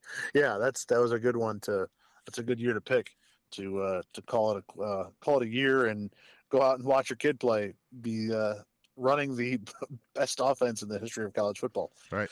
Winning the championship, smoking a cigar, being picked number Right, 1 overall. so that's worth quitting. I don't know if Burrow's going to give up as quickly as Carson Palmer or some of these other players that have gone through Cincinnati and demanded a trade after they saw what the deal was there. He's got a little bit more skin in the game as a Southern Ohio kid, where I'm not sure if he would just welcome with open arms a trade or encourage a trade to the New York Jets, where, yeah, it's great. If you win it here, you're a king and blah, blah, blah. Well, yeah, but people don't. And then when you don't, it sucks. They say if you can make it there, you'll make it anywhere. I've heard that before. Somebody said that. I don't know. But, it's always like, people always talk about it's a big selling point. If you go to New York and you can bring home a championship, you can be a god there in the biggest city, looked up to. It's like, right. But when I don't do that, because the odds are that that's not happening, it sucks because everybody hates me. Well, it worked for Joe Namath in 1969, so why wouldn't it work for you now? Right. It worked one time. Right. It Ever. worked one time for the Jets ever. And I know that athletes and, pro athletes and stuff, they don't think like that. They don't have that thought of this isn't going to work because they think that they're the best and they can do it. I understand that, but still, human beings have to have some rational thought about, is this a real place where that could happen? Because I don't think it is. It's possible, I guess. Theoretically, statistically, it's possible. But it also, they took in Aaron Rodgers and he got 4 plays. And then for the next 2 years of his life, everybody hated him. Yep. Because he got hurt. That's so weird. it's I know that that's kind of the fun rumor or the fun thing to talk about as far as AFC East teams, but I don't see it. I don't see it happening. Here's something, and we texted about this the other day when Sauce Gardner got traded for 2 first-round picks. I was just about to ask you exactly this. Good. Perfect. This is why we hang out. Go ahead. Yeah.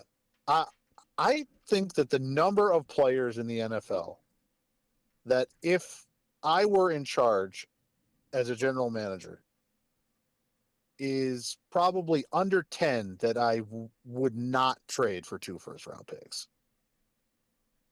Right? So the number of players in the league that I would say I would give away for 2 first round picks is 99% of them. And we had a discussion, a quick text back and forth about who are the players that you would say no to 2 first round picks. It's Mahomes, it's Josh, maybe Herbert. Yep. I guess because he still has the potential out there. It's maybe the left tackle from Oregon there at Penei Sewell. for Sewell from the Lions. I don't. It's probably it's probably Lamar, Drake. probably. It's probably Drake May. Like young, it's I think you already said Herbert, but like young quarterback, I still believe like no, this is the direction, this is what we're doing, and I think May would fall into that. I don't think he came up in our text exchange, and then I started thinking about like pass rusher, Myles Garrett, who's the other one that's right? Jefferson, maybe Justin Jefferson, Jamar Chase, Jamar Chase. Yeah. I would but probably not trade for 2 first because they're so good. Yeah. No, you're saying 10, it's probably 15 or 17 or something like that. But I agree with you almost completely. But like just now I'm thinking about Drake May. Like you offer 2 firsts to the Pats for Drake May right now. They're like, get out of my face. No. You know how hard we had to work to find this one? Like, no. Right. So it's that. But I don't know who else. It's not Bo Nix, it's not. Right. Let me ask you, let's say the Arizona, you're the GM of the Bills. The Arizona Cardinals call at the deadline and offer you 2 first round picks for James Cook. Done. No problem. I was ready to not sign him. I'm glad they did, but I was ready to not sign him. Yeah, 100%. Yes, take him. Go ahead. Right. And then that's that's kind of my point. I think like Saquon Barkley, 2 first rounds, gone. Okay. No longer an Eagle. I'll throw this out there. You mentioned Sewell, like Deion Dawkins. That's a thought. And then there are probably 10 teams in the league that have a Deion Dawkins level left tackle where you don't have to think about it or talk about it anymore. You're not like, oh my God, we have to replace this guy. Can we try our right tackle there? Can we move our guard there? Like we haven't talked about left tackle for 7-8 years with Dawkins in place. So would I swap that for 2 first round picks? Probably no, as the Bills GM, and there are probably other teams that would think about it that way. So maybe the number is more like 25 players. But again, in a league where there are 32 teams times 53 players, 25 of them be like, no, I don't want your 2 first round picks, but that's it. I still think that's high. I mean, I see what you're saying. I understand, I don't have to worry about this position. I don't want to give that up. And left tackle is obviously important. And I think Dawkins is right around probably right around the cutoff line type of player. 2 firsts and a second? Okay, fine. It's close. I mean, it might need a little bit more, but yeah, it's a very limited number. So I found out about the Gardner trade, Gardner going to the Colts from you. I was not plugged in that day. I was, busy doing whatever. And the text was just something like 2 first round picks for Gardner. And then I thought, did the Bills just trade 2 first round? So that's how I came at it. Did the Bills just trade 2 first round picks for Sauce Gardner? And I thought, that's fine. I would accept that. In part because the Bills are a good team, and a first round pick is somewhere between 27th and 32nd. So that's different to me. And I decided I was okay with it before opening up the article to find out who had acquired him. Because for a moment, based on your text, I thought maybe the Bills got him. And I was okay with two first-round picks for Sauce Gardner, even though I don't think a cornerback fixes this team in any meaningful way.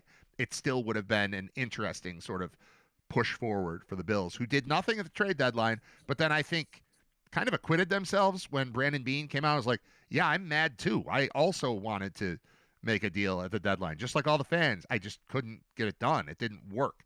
And I've heard that they had something in place that people would have really, really liked. And they never got the call back. They thought they had a deal in place and it didn't happen and, whatever. But as it turns out, I'm okay with the Bills not doing anything at the deadline. I wanted it because it's fun. I didn't necessarily want it because I felt they needed it to put them over the top. Right. No, I agree with that.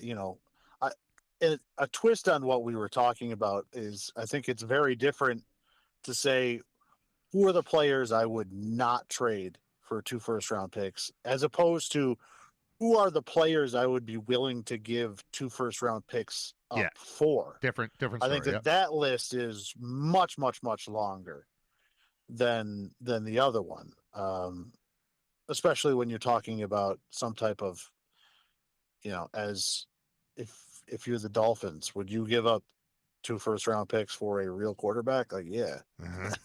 Yeah, of course.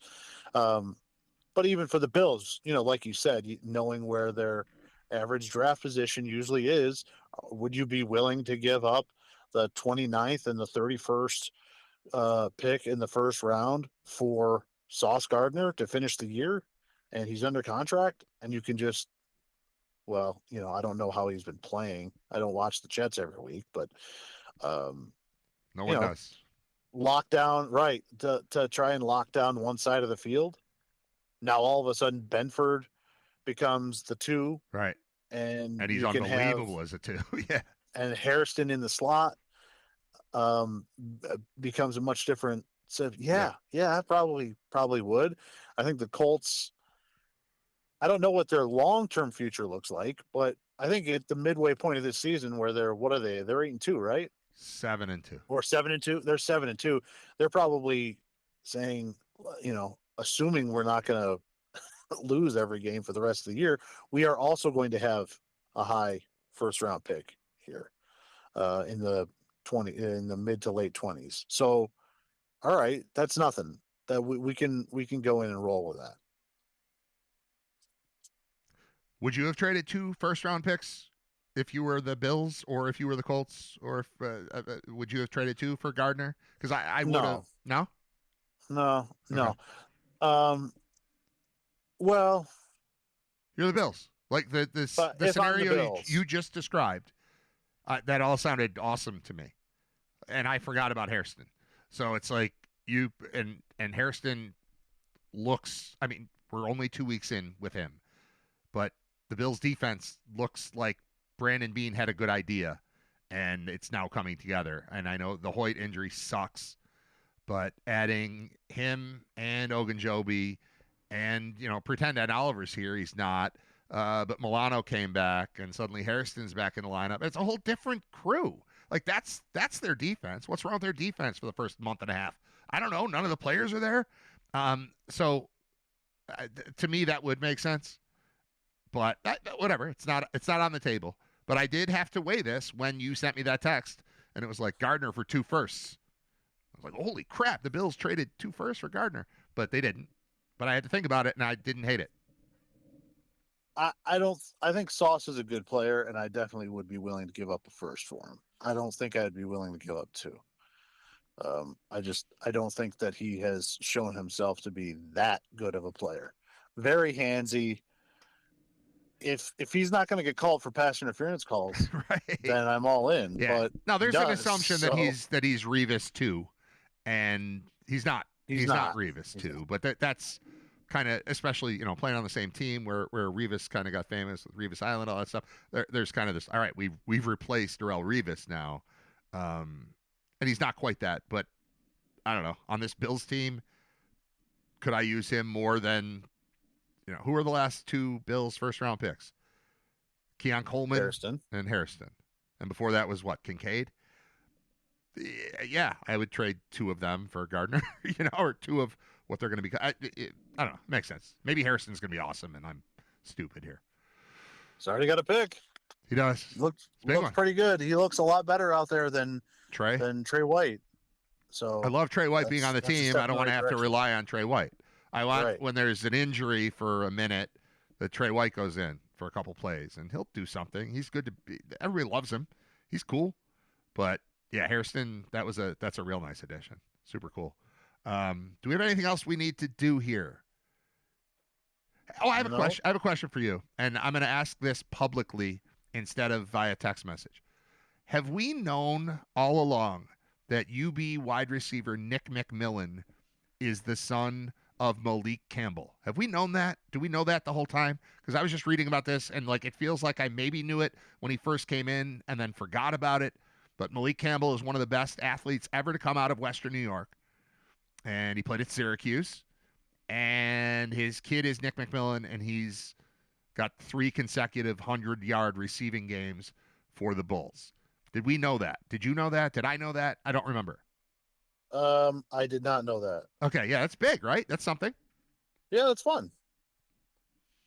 Okay. Yeah. All right, that's all. You want my pick real quick? No.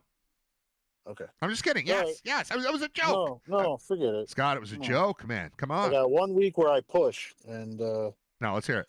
What's your pick? Picks. I'm going back to the MAC. Hell There's yeah. one game on a Saturday. It's Eastern Michigan against Bowling Green. I'm going to take Eastern Michigan -2.5 against Bowling Green. BG this week after the Bulls took care of business 28-3 last week. This week has been they fired their offensive coordinator and reshuffled their coaching staff, and 3 of their players got arrested in a bar fight down the street from the stadium. So And one of them was the kick returner. I don't remember his name, but like a guy that we talked about a lot. Yep. And in addition to that, they may be starting their 4th-string quarterback. I'm not sure if Pine is going to be playing. Pine did not play. They still very much looked like they were trying to get back in the game. And then all of a sudden took Pine out last week for their 4th-string quarterback. So Yeah. I don't know if he's 100% what the deal is with that. So I'm going to take Eastern at home in Ypsilanti -2.5 against the Falcons, who have had a rough week, and their quarterback situation is uncertain. Good enough. I would like to let people know that at some point there is a full-on UB football podcast available. I didn't check. Maybe you know, Scott, if it got posted already, but we do a weekly podcast regarding UB football, and the Bulls don't play until Wednesday. So typically the podcast would be out like this morning leading into tomorrow's Saturday game. I'm not sure when the athletic department, or whatever you want to call it, athletic communications, when they're going to put it out. But we recorded that. So if you want more on UB football, go to the, what's the thing called? I call it the UB football podcast, but it's the UB Bulls Insider is the feed. And we're on there talking a lot, like, I don't know, 40 minutes or something about the Bulls. That game is Wednesday. I'll see you Tuesday when we travel to, where are we going? Central Michigan. Mount Pleasant. Mount Pleasant. We're going to Mount Pleasant. So I'll see you Tuesday when we go there. Thank you for joining me, Scott. I appreciate it as always. All right. Talk to you later. All right. Bye. There's Scott Wilson, our favorite. 2 times a week, we have Scott Wilson on, typically for like an hour. Just like today. That was good. What was there was a thing I wanted to play. All right, I'm going to play a song and then come back with something else. It's afternoon already. Yeah, it's 12:02. I'm going to put on a song that will allow me to prepare the other stuff that I want to do before we wrap things up for the week here on episode 205 of Writer Radio. This one will be quick. 3 minutes, 38 seconds is enough.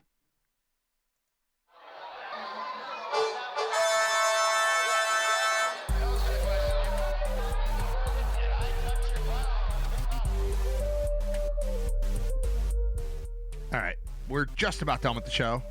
Writer Radio, episode 205. I say it's my birthday. It's Shope's birthday too, yeah. Also, Jonathan Linton and the Reverend Billy Graham. Don't forget the London Twins. Also, the A Train. Anthony Thomas. David Nelson. Madame Curie. Get out of here, polio. I did this with my hand. but you didn't see it because I didn't have the camera on. Dave Dombrowski is my friend. He's the one that ran the golf tournament. Thomas Ian Nicholas was on the show. I played golf with him. He was Henry Rowan-Gartner and Rookie of the Year, all this stuff. He just sent me this video yesterday. I was like, oh, I'm going to play that on the show. And it's like a 3-minute thing Kaleida Health put out about the golf tournament that we played in, the Back Tee Classic. It was the first ever, the inaugural event. It raised more than $20,000 for the Spina Bifida Clinic at Oshai Children's Hospital. And he sent me this video. It's great. There were people, Kaleida people, camera people all over the place. And I said I would share it. So I'm going to do that. Then I've got like 3 things that I meant to talk about on the show that I didn't talk about yet on the show. And this is the last show of the week. And I will not do them if I don't do it today. So this is going to be a little extended dance mix. Probably go till, I don't know what time we'll go to, but we're going to go a little long. But I want to share this video because Dave sent it and I think it's cool. And I'm going to not talk. I'm just going to play it as is. And it's like 3 minutes long. And then I'll return. But this is the video that Kaleida put out, or Oshai put out, about the tournament that we played in, that I've talked about a lot. Dave's been on the show a bunch. Tom was on. Thomas Ian Nicholas was on. Henry Rowan-Gartner / Kevin Myers from American Pie. He's a kid from Rookie of the Year. He's cool. He's not in the video. Jeremy White's in the video. Tom's not in the video. Anyway, I want you to hear it and see it. And here it is. Oh, I got to turn that music off. No more spooky bed. Get out of here, spooky bed. And then I have to switch. No, I already switched to that, and I have to hit play. All right, here we go. A picture-perfect day at Gowanda Country Club. A lot of planning, even more moving parts, and no time to rest. Well, first I just want to thank everyone for participating in today's inaugural event. So just give you guys a round of applause. We sold it out about... David Dombrowski wanted his inaugural Back Tee Classic golf tournament to be perfect. All the proceeds are going to Oshai's Spina Bifida Clinic.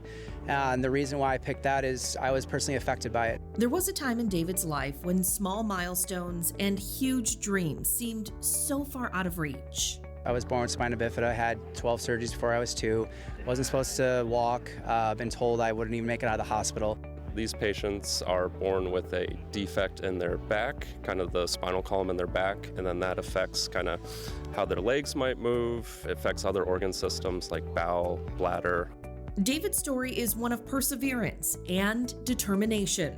When his legs got stronger and his braces came off, he developed a love for sports, from karate to D1 lacrosse in college. You know, the mind and the body are very powerful things, and you don't know what's going to really neurologically connect until you try. It just goes back to the love and support I had from family, friends, the doctors we had, you know, at the time at the hospital. You know, I wouldn't be where I am today if it wasn't for all of them. David's also seen success as a musician, touring the world with major artists. Just moved back to Buffalo, New York in the last year. So I just thought, how can I use the resources I have and the connections where I can just pay something forward? That's the stuff of why you practice medicine, right? To have these stories and then have the patients come back and then want to give back to the community. So there's just absolutely no words that can describe it, and it just means the world to us. It's just important that the next generation of kids that are dealing with this have all the best resources and doctors possible so they can live out the full potential like I've been lucky enough to do as well. The tournament raised more than $22,000 for the Spina Bifida Clinic at the Robert Warner Center for Developmental Pediatrics and Rehabilitation. If it's for a great cause, people will rally and they'll come together. Ensuring specialized care right here in Western New York. These children typically need a bunch of subspecialists to help with taking care of them, and the Spina Bifida Clinic at Robert Warner takes all those specialists and puts them into one place. This donation and this money will help us try and push the limit for patients in Western New York.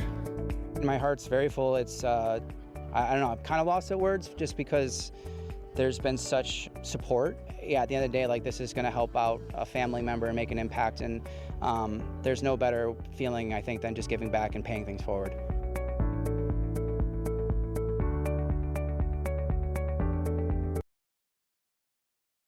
I said, come on, Mike. There we go. Microphone. There's not a person named Mike here. I'm by myself. I said, come on, Mike, because I didn't have it turned on.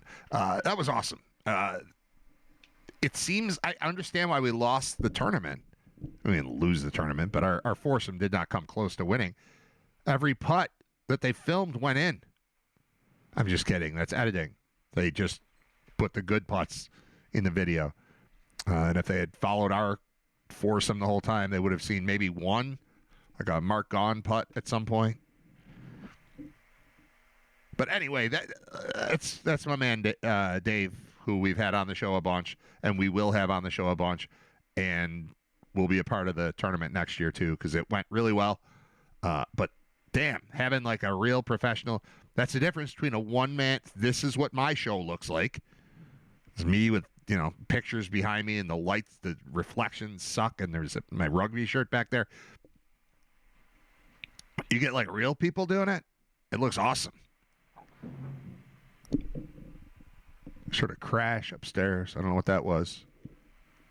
It's 12:13 p.m. I should shut this off. But I do have a couple other things I didn't mention. One I want to talk about.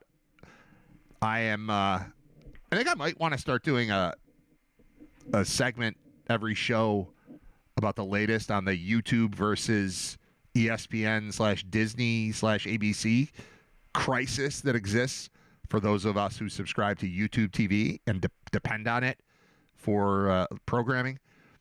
Two things. One, I'm a superhero in my house because it was really going to hit home last night if we did not get the new episode of Grey's Anatomy live in my house.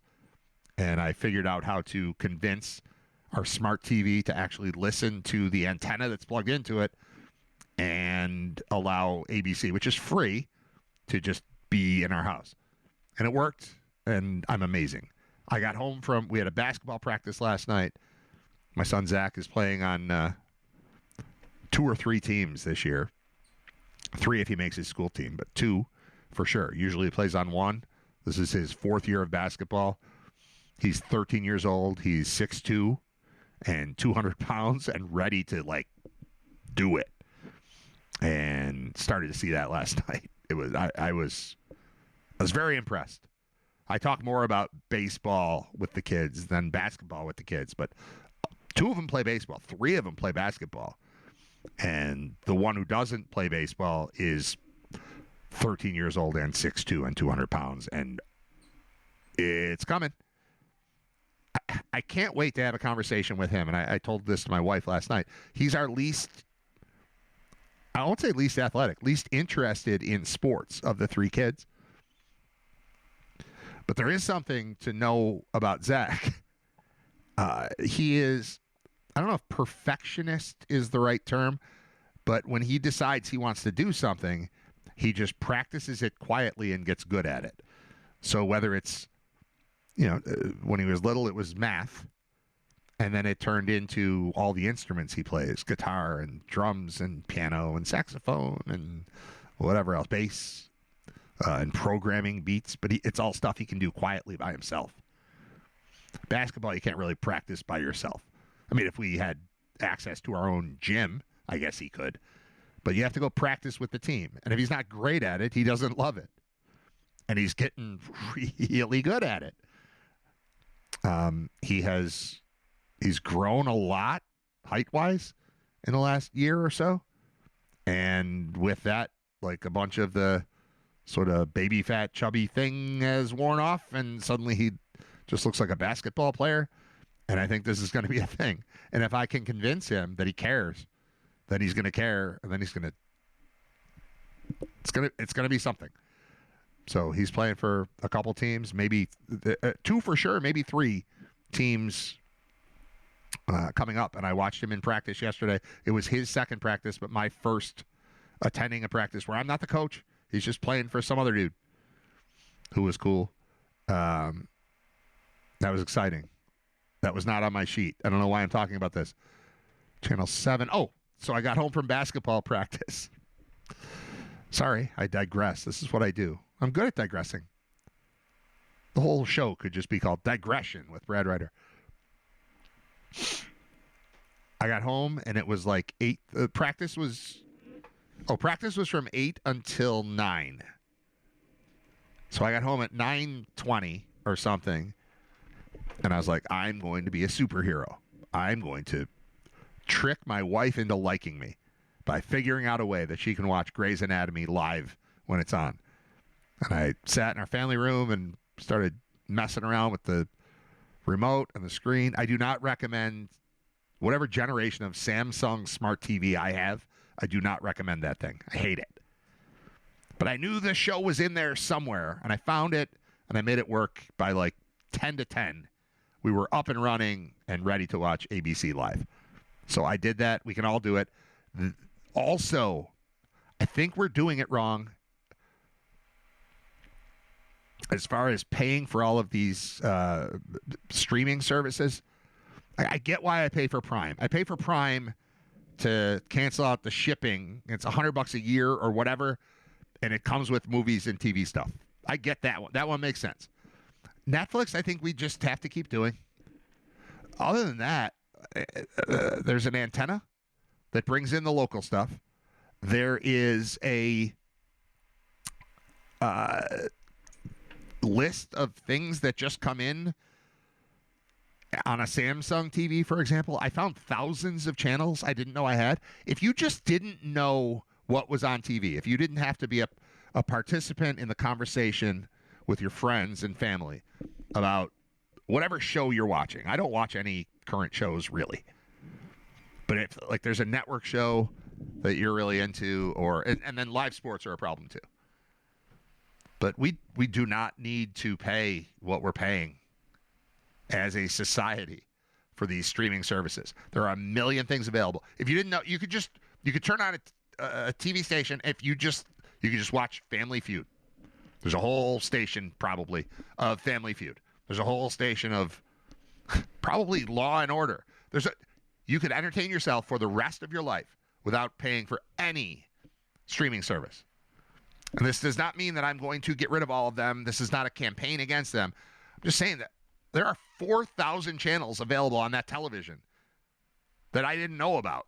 It's probably more like 2,000 channels numbered up to 4,000, but that's not the point. There's something to entertain you. I remember I was out of town for something by myself. I was in an Airbnb by myself for a day with no one. I found a station for free on like a Chromecast or a Roku thing, whatever it was. Just free station that showed nothing but The Tonight Show with Johnny Carson. I had that on for 14 hours. Just leave it on. What else do I need?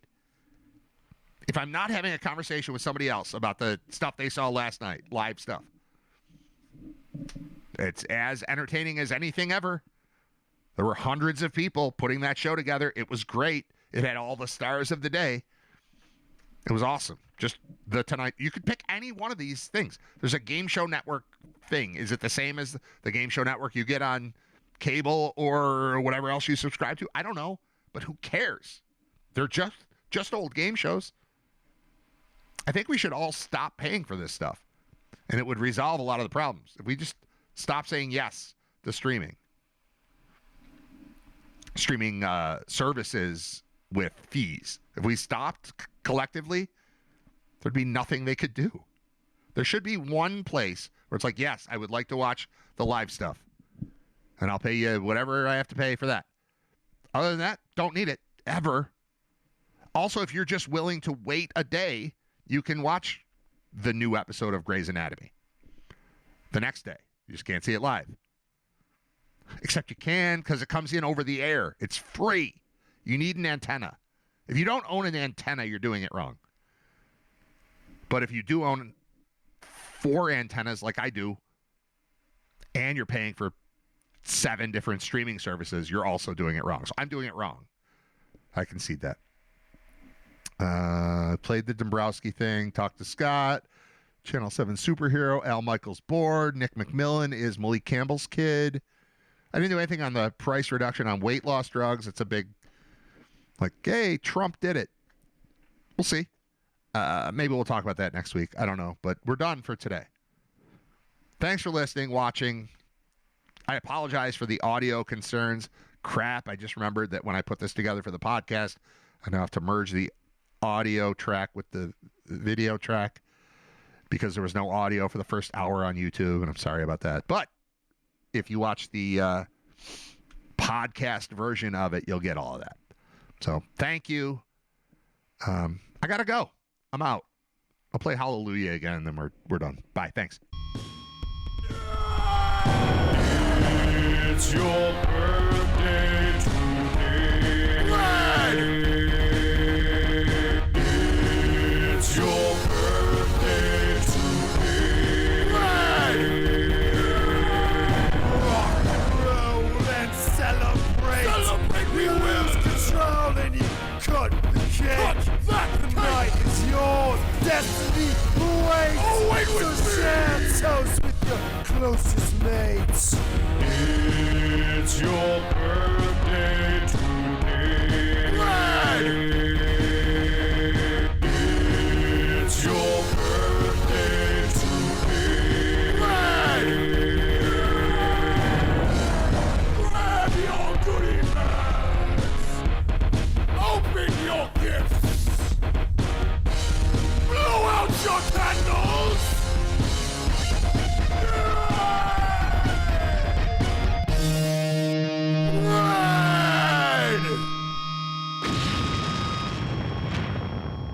What are you doing for lunch? I don't know. I have a turkey sandwich. We're gonna go around the corner. I think you should come with us. This is a great place. Okay. We brought you a shirt. You get out of here? Will you get out of here? Will you? Now, will you go to lunch? Go to lunch. Will you go to lunch?